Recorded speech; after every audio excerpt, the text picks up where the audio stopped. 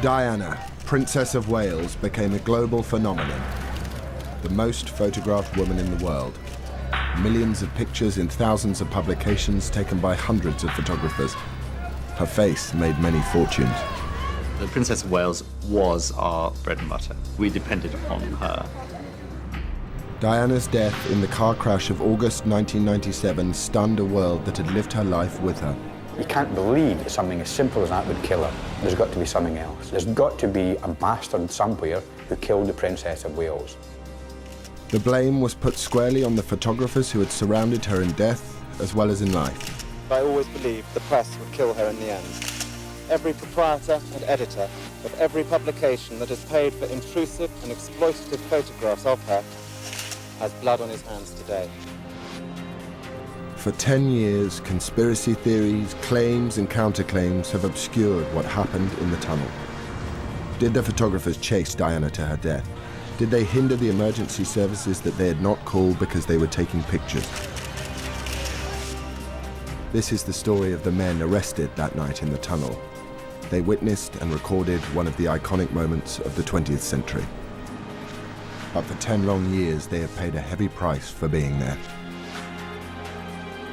Their photographs have not been seen on television, and they have never felt able to tell their side of the story to a world still mourning the death of Diana. Until now.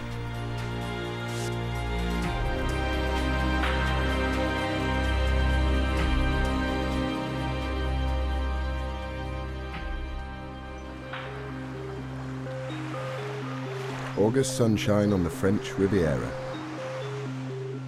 Princess Diana was enjoying a holiday with her new man, Dodi Fayed. Their romance was the hot tabloid story of the year. Probably the biggest story that you could hope to have with a princess who is now divorced. We'd never had anything like it in tabloid newspapers before. And we had these photographs arriving on our desks each day. Diana was happy to grab the headlines by playing up to the cameras. Her new affair kept Charles and Camilla off the front pages. Il y avait beaucoup de photographes, mais parce que il y avait un show. There were a lot of photographers because there was a permanent Diana show. She usually tried to hide, but this time she gave and gave and gave, every day. Elle donnait tous les jours, quoi. Photographs of the lovers were netting big rewards for the lucky photographers who were giving their romance global coverage. It was a dream come true for a few guys. The money was flying everywhere, buckets loads of money. It was amazing. Dodi and Diana spent the last day of their holiday in Paris, dodging photographers. Someone tipped off the press that they were heading for Dodi's father's hotel, the Ritz. A large crowd of photographers and onlookers had gathered outside, captured here on a tourist's video. Wow, wow, wow. Guys, look at this. Someone's out there very important. At 10 to 10, the couple arrived for dinner. Outside, waiting, were a mixed bunch of photojournalists, news photographers, and celebrity paparazzi. Some were freelance, others worked for agencies that sold their pictures to newspapers and magazines. Amongst them was 28-year-old agency photographer Pierre Hounsfield. We thought they'd come out and that they wouldn't really try to hide away a great deal, since for the whole summer they'd given photo ops time and time again. So we thought, why would they hide away in Paris? Another photographer was 38-year-old Nicola Arsov. He specialized in news and celebrity pictures. We knew something was happening. We knew that she was inside the hotel, and so we waited. 44-year-old Jacques Langevin was different from the others. He was one of France's most respected prize-winning photojournalists, used to trouble spots like Iraq and Rwanda. But that night, he was assigned to cover Diana. I was at a friend's having a quiet dinner when I got called late, around 10:30 p.m. So I didn't want to go. I dragged my feet and tried to get out of it. I tried to get another photographer to replace me, but it didn't work.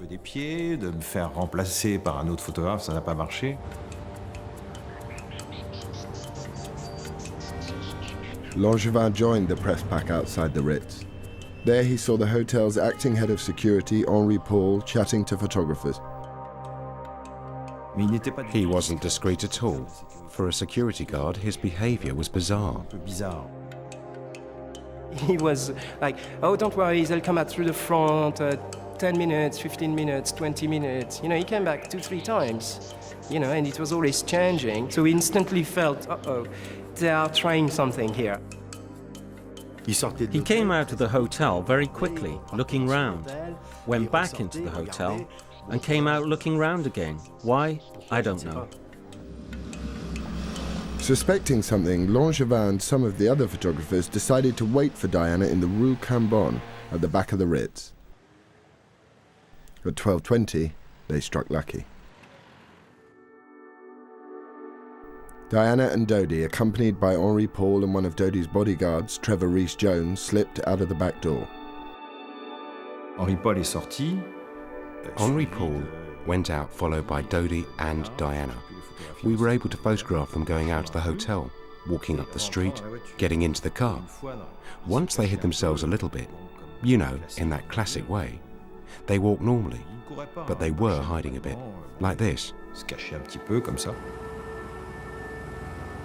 The photographers took pictures as the black Mercedes drove away at speed. I was happy. I'd taken pictures, I'd fulfilled my mission, so I didn't intend to follow them because I'd come by car, and I can't follow a car taking off like that. At the front of the Ritz, 2 decoy vehicles faked a departure, seen here in the tourist video, and here caught on the hotel's security cameras. As they pulled away, some of the waiting photographers knew they'd been duped. When I realized that they had left, I felt, oh yeah, mistake, you know. But again, it's a mistake, but, you know, shit happens. Nicola Arsov also missed getting shots of Diana. I said to the colleagues that were with me, right, I've had enough. I'm not going.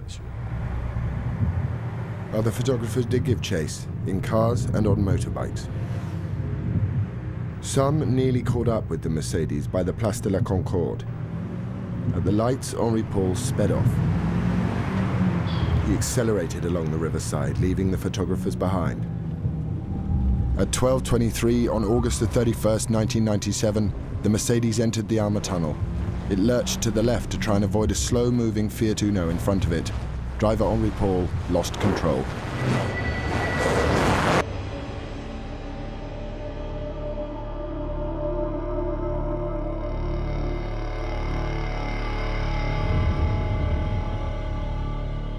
The car slammed into the 13th concrete pillar at 65 miles an hour. The force of the impact removed the front bumper.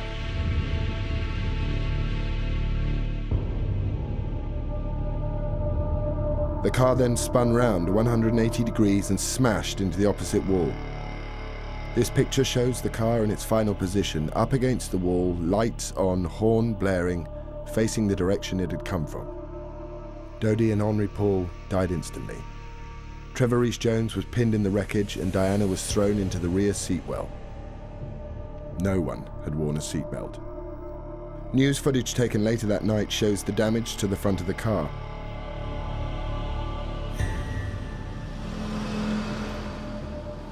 The first to arrive on the scene was 24-year-old photographer Romuald Ra and his driver. They were about 30 seconds or 600 meters behind the Mercedes. Ra had a diploma in first aid. He was the first to approach the car and open the rear door to see what he could do. J'ai eu un choc pendant quelques secondes. Je me suis un petit peu écarté de la voiture. I was in shock for a few moments. I backed off from the car, and then I came back and went towards the car so that I could open the door and see what I could do, and if I could give them some first aid. Ils étaient visiblement morts et je ne pouvais rien faire. Et je me suis donc penché sur I saw the driver and Mr. Al-Fayed were dead, and I couldn't do anything. So I leaned over the princess to see if she was alive. I leaned over to try and take her pulse, and as I touched her, she moved and breathed a little bit. And I spoke to her in English. Je lui ai donc parlé en anglais. Je lui ai dit, I'm here. Be cool. Doctor will arrive. The emergency services were called by several people.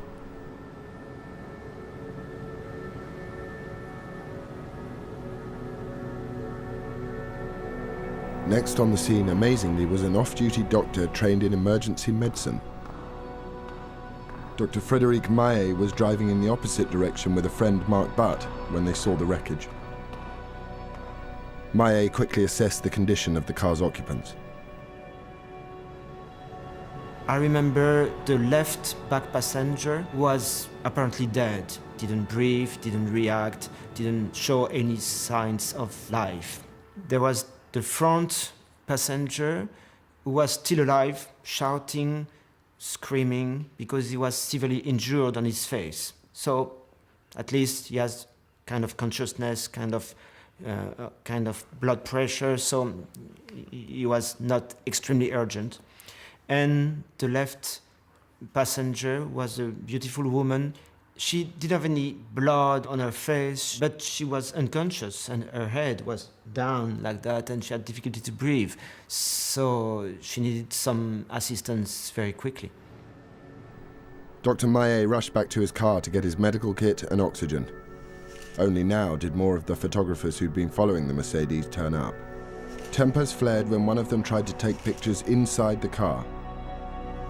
Rommel Ra told him to get back.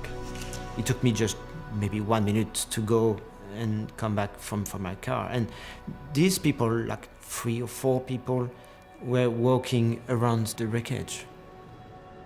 When I went inside the car to give assistance to the beautiful lady, they began to take a lot of pictures with a lot of flash. Dr. Maé leaned into the car and attached an oxygen mask to Diana's face. I know it's very surprising for everybody, but I didn't recognize her because my attention was focused on so many other things. I didn't have time to try to understand who she was.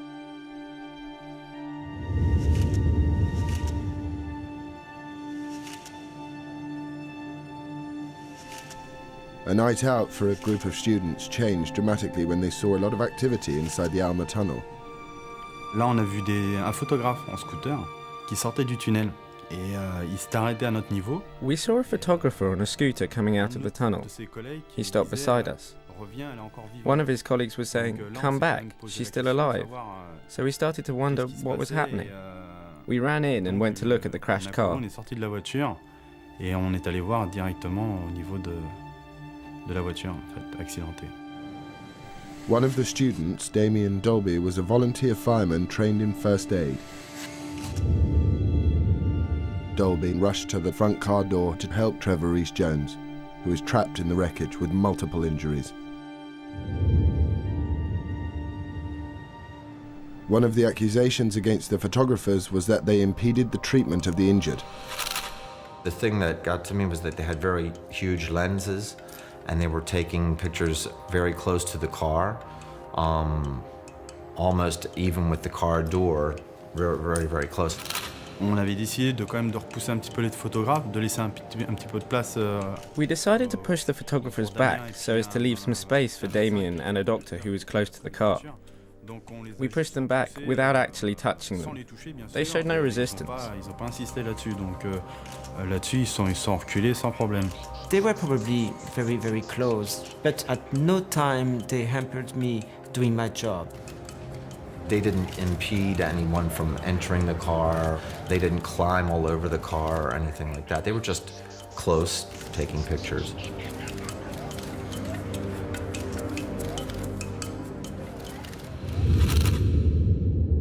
An American tourist took a number of pictures at this time. They have rarely been seen.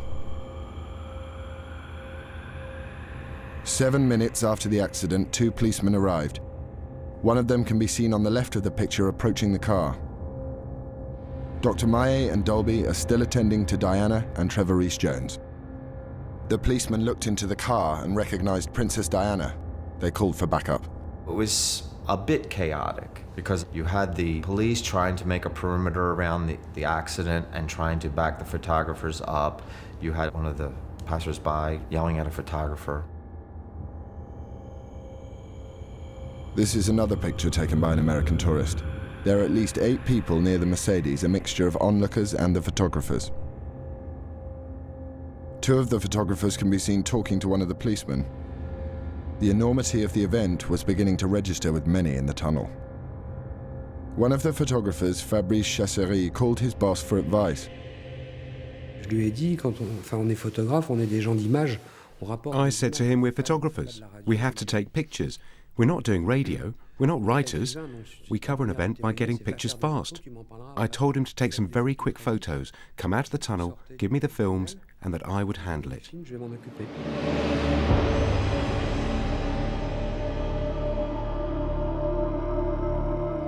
"9 minutes after the crash, a fire and rescue crew trained in emergency medicine arrived.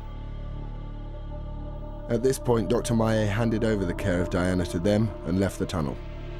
I thought that this beautiful woman who had a good chance to live, because I thought it was just a head injury. Diana's external injuries appeared slight. No one realized how serious her internal injuries were. The fire crews are in the difficult process of extracting Diana and Trevor Rees-Jones from the car.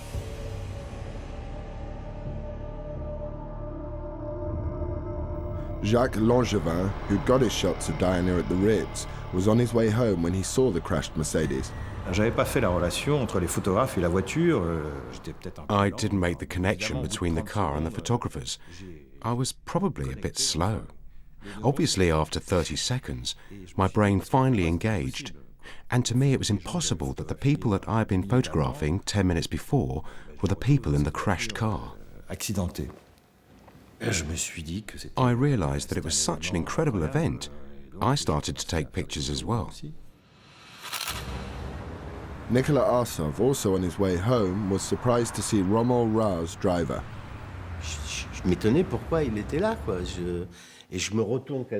I was surprised. Why was he there? I turned like this because I was on my motorbike and I saw the car. Shit, a completely smashed up car with people surrounding it. And it's terrible. What am I going to say? But I said, they are completely messed up. But not for 1 second did I think it was Diana and Dodi's car. Not at all. It's he who said to me, you don't understand. I said, understand what? He said, it's Diana's car.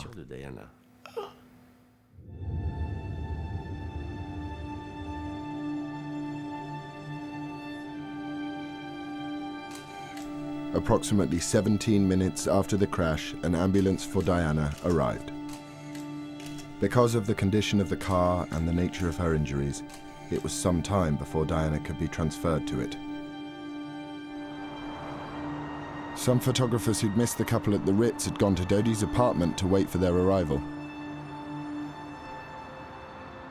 By the minute, you could tell that they were getting more and more nervous, and something was obviously quite wrong.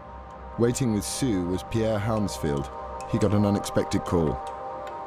Romuald m'a appelé pour me dire qu'il y avait quelque chose. Romuald Ra called me to tell me that something very serious had happened.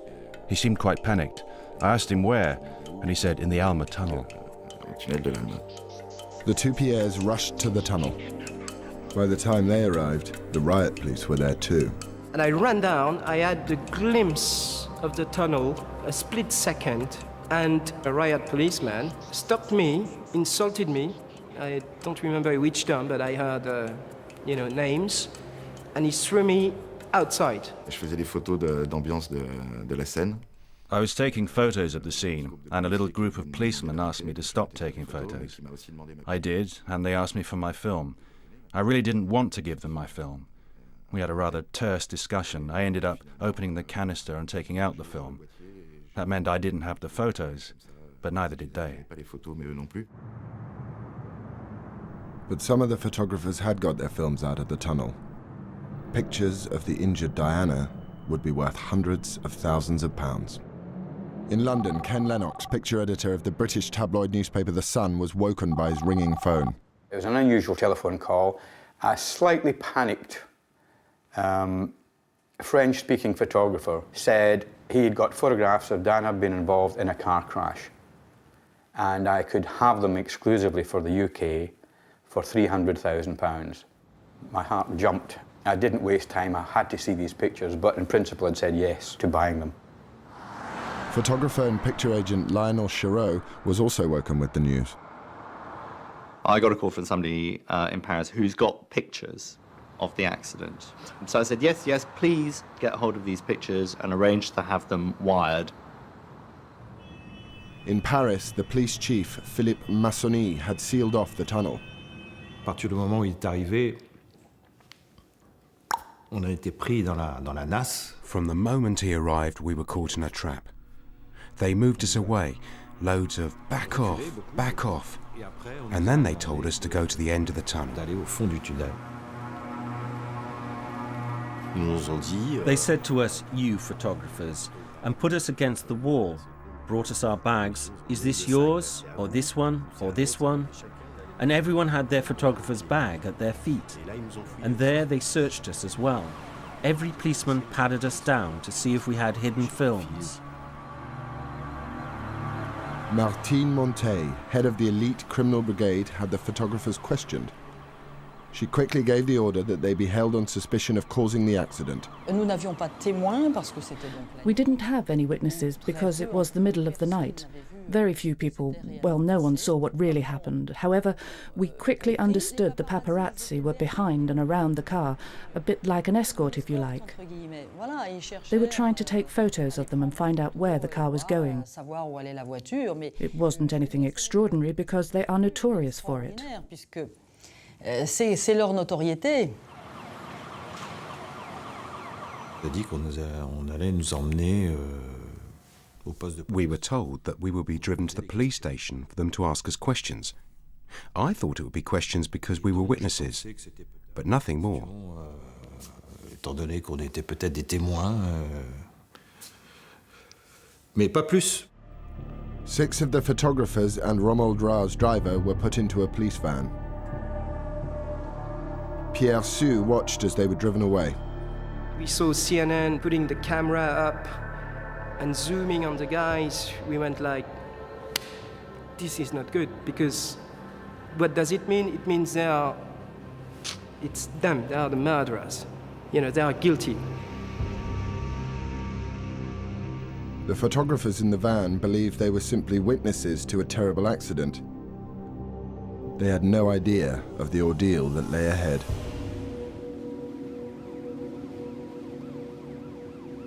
Just over an hour after the crash in the Alma Tunnel, 7 men were on their way into police custody. We arrived in the middle of the night, and we were interrogated, photographed, handcuffed. Only when they were at Criminal Brigade headquarters did the photographers realize they were suspects and could be charged with involuntary manslaughter and non-assistance to persons in danger. They faced a potential 5-year jail sentence. I was stunned when I heard that. They'd gone mad, I thought. Me, I refused to sign that accusation. I thought it was ridiculous and stupid. We hadn't done anything. We had a press card. We were journalists, and here we were in a Paris police station. And we were completely naked, in front of all the police. I couldn't believe it. I only had a camera. I didn't have a shotgun or pistol. Je pouvais pas imaginer qu'un jour j'allais me retrouver en prison dans mon propre pays. I couldn't imagine that I would find myself in jail in my own country, in France. I've already been in jail in Pakistan for news and event stories, but I didn't think that we would be treated like criminals. Traités comme des criminels.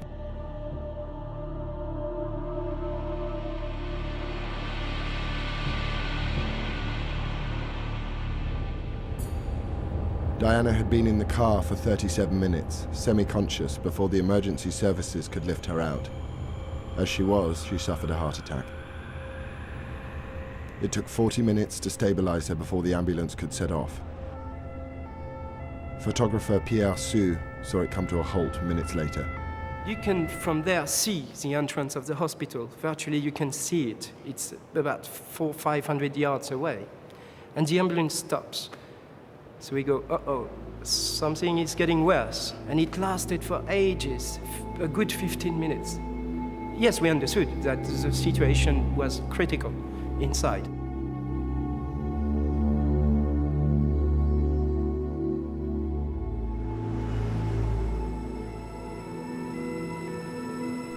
The ambulance finally arrived at the hospital 25 minutes after leaving the tunnel. The British ambassador and French officials were waiting. She was lying on a stretcher, her blonde hair falling this way. Her face was very serene. She had a very untroubled face. She had bruises here. That is to say, she had bruises on her eyes, as if she'd been beaten up.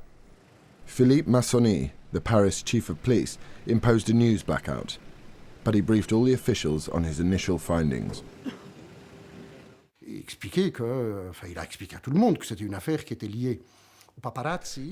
to me, in fact to all of us, that the matter was linked to paparazzi, who hounded, who chased the car. They had already arrested some of them. But not all the photographers who'd been in the tunnel were in police custody. 3 got out before the arrests. Laurent Sola was agent for 2 of them. Oh yes, it was fantastic. I had the exclusive on the story. They'd all been arrested with the films, and everyone that had been together during the night and on all the jobs, with one blow, they were all gone. So that left me, the only player in the game.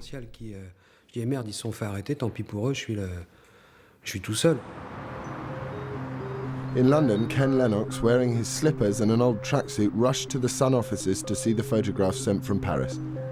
I just ran through security, straight up to my electronic picture desk, opened it up, sat in front of it, and the first picture jumped up. And I knew right away that we had to have them because she had a trickle of blood coming down her forehead, but she didn't look badly injured. There was no horrific injuries to her at all. So it was a great publishable story. It was going to be absolutely sensational. At the same time, Phil Hall, editor of The Sun's sister paper, The News of the World, was looking at his own set of photographs. I remember sort of looking across and seeing a slightly furtive look on their faces and think that somehow they think they've got this to themselves, and almost laughing to myself and thinking, come on, this is going to be a huge story if this story develops. Any story involving Diana was front-page news, but this promised to be the biggest ever. The world's media were starting to wake up to the events in Paris. The phone went alongside the bed, and it was my editor at the time saying, Dodi's dead and Diana may be dead. And using extremely fruity language, I thought this was a wind-up. I said, you know, don't wind me up. It's 1:15 on a Sunday morning. He said, no, this is true. Dodi is definitely dead. There's been a car crash. Can you come in? Gowing went on air at 2:30 London time. Welcome to BBC World News. I'm Nick Gowing. Diana, Princess of Wales, has been seriously injured and her companion Dodi Al-Fayed has been killed in a motor accident in the French capital, Paris. Reports say a vehicle carrying the princess and her entourage was being chased by a carload of paparazzi photographers. At News International, the mood rapidly changed from excitement to shock, as reports suggested the paparazzi were to blame. One of my first thoughts, and I remember saying it in the office, was that, gosh, if one of these photographers has caused this accident, we're all going to be in trouble. This could be the end of the free press as we know it, because there'll be a massive, massive backlash against us. I felt sick. I felt anxious about it all. I knew that my photographers would be in trouble on the streets, and it didn't look good. One of the few voices to challenge the report blaming the photographers for Diana's accident was James Whittaker. I'm now joined by James Whittaker, who is the royal correspondent for the Mirror newspaper. There's one thing with the paparazzi following, but the driver doesn't have to drive in such a way that an accident is then caused. What I did think was, how can these people just blame the photographers for doing it? They haven't got a clue what's going on. It wasn't the BBC who were making this judgment about paparazzi. It was already beginning to come out from a number of people. It's the damn paparazzi who were chasing the princess and caused the car to have this serious smash. Whilst who was to blame filled the airwaves, the photographs taken in the tunnel were fetching record-breaking prices. J'étais pratiquement à 20 millions de francs. Il faut faire la conversion, mais c'est énorme. I was practically at 20 million francs. If you do the conversion, it was enormous. An example is that it was double that offered for the photos of Fergie and her charming finance man doing stuff to her feet. At The Sun, heated discussions were taking place about the pictures showing Diana in the crashed car. We looked at the photographs again. He said, what do you think? I said, well, if it doesn't get any worse, we can use these all over the place. If it does get worse and Diana dies, we can't use them anywhere. And he agreed. But it was like a conversation that you didn't really believe was going to happen. I couldn't believe that Diana was going to die.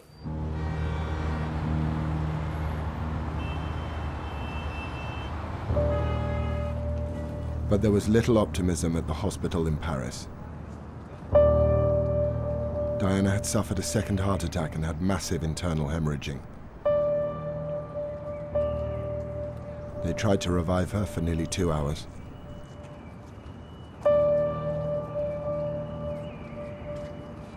At 4 o'clock in the morning, the chief of police was informed by a doctor who came out and said, "It's over."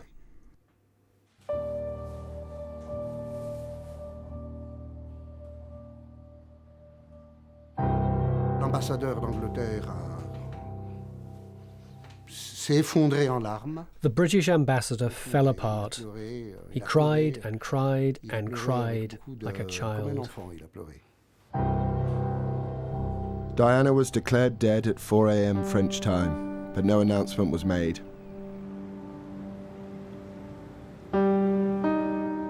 I got a phone call from the Paris-based photographer saying that he thought it was getting very serious. He had seen someone he recognised from the British Embassy. He thought a first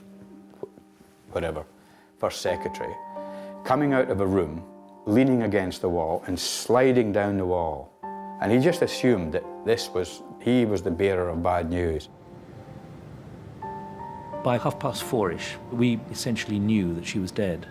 But we had to be absolutely sure. We needed an official confirmation. At the moment, we have no further official news on the accident which has taken place in Paris this evening involving a car involving Princess Diana and the death of her companion, Dodi Al-Fayed. By now, 500 million people around the world were tuned into news channels watching the unfolding drama on TV. I had to hold my breath, metaphorically, realizing that something dreadful was about to be made public, and I would have to reflect that on air. Nearly 2 hours after Diana died, the truth was reported.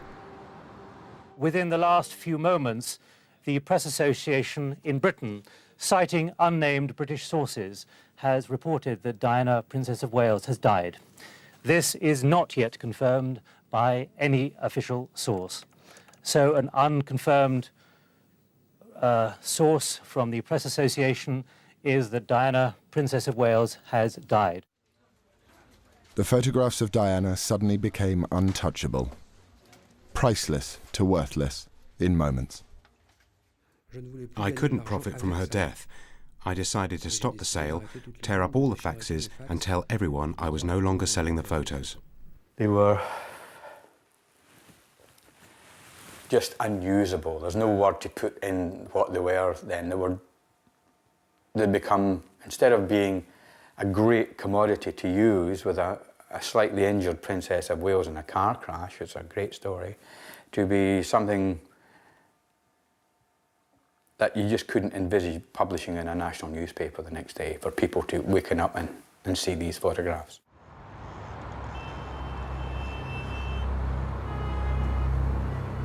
At 6 a.m. in Paris, the French Interior Ministry officially announced Diana's death and put forward whom they thought was to blame. S'étant lui-même rendu sur place, d'après les premiers éléments que nous avons recueillis, le véhicule dans lequel avait pris place la princesse était suivi par des journalistes qui tentaient de prendre des photographies. In Britain, people were shocked by the news that Princess Diana had been killed in a crash because the paparazzi had chased her car, It seemed everyone knew who to blame. People have been pointing fingers, angry fingers at some of the photographers here. A bus driver leaned out of his cab and simply shouted at the Nota media people here, "Leave her alone." Mohammed Al-Fayed's spokesman denounced the role of the photographers in the accident. Mr. Al-Fayed believes that this appalling tragedy would never have happened but for the attentions of these people who I suppose we shall have to call photographers. It was quite appalling what happened, and we're just coming to terms with that. In Paris, some eyewitnesses told the media what they had seen in the tunnel. A police was pushing two of the journalists to go away from the car, and another one would run around to try to get by again, like it was relentless. And from South Africa, Diana's brother, Earl Spencer, was absolute in his condemnation of the press. It would appear that every proprietor and editor of every publication that has paid for intrusive and exploitative photographs of her, encouraging greedy and ruthless individuals to risk everything in pursuit of Diana's image, has blood on his hands today. Earl Spencer's statement inflamed the public's anger. You've lost a lovely person for nothing. You're horrible. You helped to kill her. I helped to kill her. Not you, but your profession. Why did they pay so much money for the photographs? Why were the paparazzi after them? If there was no money, in the photographs, they wouldn't have been after her in the tunnel. Western world. In response to the public mood, some in the press began to distance themselves from the photographers. But as long as, frankly, the public want to buy this sort of tasteless material, many of us are deeply embarrassed. I feel embarrassed to be part of the same trade as the paparazzi. From day one, it was like a tidal wave had landed on the photographers. Without proof, without really knowing what had happened or waiting for any sort of conclusion to be drawn, it was the photographers who were thrown to the mob. It was their fault. It was them. And there wasn't even any point in having a trial because it was them. For sure, they killed her.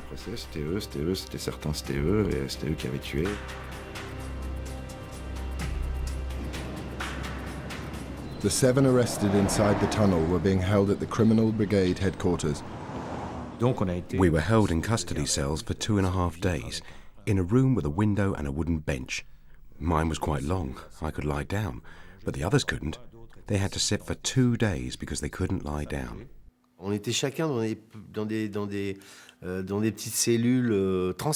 Each of us was put in a transparent cell with a neon light above. I had no idea whether it was day or night. It was all psychological. Vous voyez ce que je veux dire? Mais tout ça, c'est psychologique. The French authorities had 20 rolls with more than 80 pictures shot in the tunnel, but they wanted them all.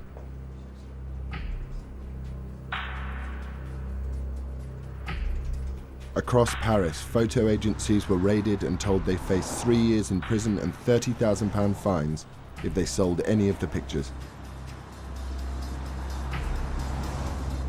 Laurent Sola didn't want to give up his negatives, but went voluntarily to the Criminal Brigade. The first strip search is done when you're stark naked. It's like in the movies, except you're not an actor. You are stark naked. A guy with fat fingers searched me. At this point, it's no movie, taking a fat finger up your ass. Eventually, Sola handed over his negatives. The operation to get the photographs spread across the channel. In London, Lionel Chereau reported a break-in at his home. A crime prevention officer came to his house. He says, I have examined this report of your burglary, and I have to tell you that you have not been burgled, but that you have been targeted. I said to him, targeted what, by the grey men? He said, well, you can call them whatever you like. Grey men, MI5, MI6. But what I can tell you is that the person that came into your house had a plan of your house, had a key to your front door. And I would like to point out, he said, delicately, that at no point were your lives in danger, at which point my wife burst into tears. The French police developed all the films confiscated in the tunnel and in the raids. Crucially, they revealed there were no pictures of the Mercedes as it drove to the Alma tunnel. After seeing the reports blaming the photographers, Dr. Maillet and Marc Barth spoke out. One of the most important parts of us coming forward is that we knew that there were no photographers. This whole group of photographers was not around the car at the time of the accident because we were there before them. So they didn't come until 2, 3, 4 minutes afterwards. So they couldn't have been the cause of the accident. The evidence, both photographic and eyewitness accounts, seemed to show that the photographers had not caused the crash.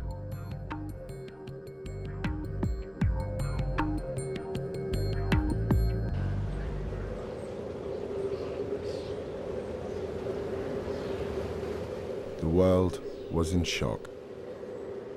A day after the death of Diana, Princess of Wales, the French police were still holding 7 men in their cells despite the lack of evidence against them. Then came a stunning revelation. The Paris prosecutor's office disclosed today that the driver of the car in which Princess Diana was fatally injured had an illegal blood alcohol level. He's said to have been more than 3 times over the French limit and twice the British one. Henri Paul's employer, Mohamed Al Fayed, insisted the photographers were at fault. The way these people went along, John, it was like the Wells Fargo stage, surrounded by Indians, but they weren't firing arrows, they were firing these blitz guns. And you know, after the accident, those motorcycles were left deliberately or accidentally in such a way that the emergency services were delayed by 10 or 15 minutes in getting there. The accusation against the dead driver Henri Paul did not keep the 7 men out of a French court. On Tuesday, the 2nd of September, the photographers went before the judge. The police have asked that 2 of the photographers believed to be more seriously implicated should be held here in custody. But by the end of the day's proceedings, the other 5 will have walked free. Yet despite their profession and their claims of innocence, none of them has chosen to come out here and face the cameras. On a servi de plat. We were served up on plates. We were served as dessert, the pièce de résistance to the entire media. It was extraordinary. Everyone was saying whatever they liked about it. And it sold. Mais ça se vendait. A phalanx of photographers in the world's press were waiting. Nicola Arsov slipped out of a side door.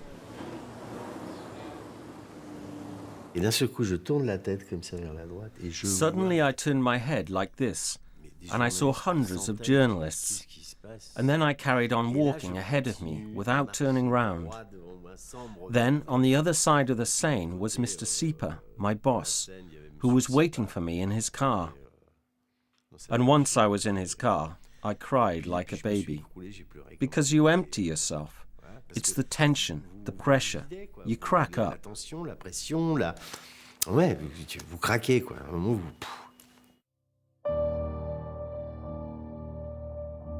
Diana's funeral at Westminster Abbey, a chance for the world to express its grief at her untimely death. It is a point to remember that of all the ironies about Diana, perhaps the greatest was this. A girl given the name of the ancient goddess of hunting was, in the end, the most hunted person of the modern age. When Diana's brother spoke out against the media, the crowds were with him.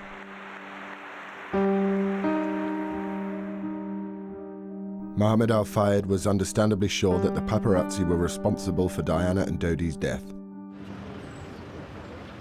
After 2 years, the French completed their investigation and cleared all the photographers of causing the accident. But Al Fayed refused to accept their findings. He continued his legal battle. In February 2006, 3 of the photographers were found guilty of breaking French privacy laws and were ordered to pay him €1 each, the smallest fine a French court could set. For the photographers, it was traumatic. For some, work dried up, and others changed their profession.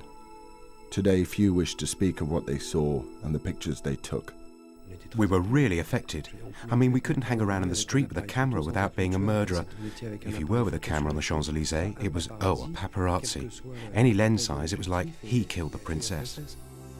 Le pire, c'est les badauds. The worst were the onlookers. There were people who were capable of coming up to you and smacking you in the mouth or calling you a murderer. Not just me, but even a photographer going about their business who wasn't part of the story. The photographers were very badly thought of.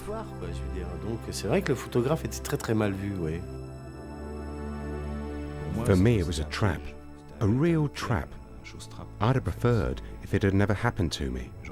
There's always going to be that question mark. They were there. What did they do? What did they not do? I couldn't go into an enclosed space. I couldn't. I felt not very well. It was the event of the century. You were there, but you didn't ask to be there. Controversially, since the crash, some photographs have been published in the Italian and German press, and in 2006, a book about the French investigation revealed more pictures. But most of the 80-plus photographs taken that night remain locked away in police files, imprisoned by our sensitivity to the memory of Diana. They were published here, there's no doubt about it. They're part of the history, and they are, in a way, a full stop to the Diana story. The fallout from the deaths of August the 31st, 1997 has changed many lives. There is no one accepted version of how Diana met her death, but the photographs taken in the tunnel are perhaps the clearest record of what truly happened that night. They were pivotal in clearing the photographers, and they will become the last chapter in the picture story that is the life of Diana, Princess of Wales.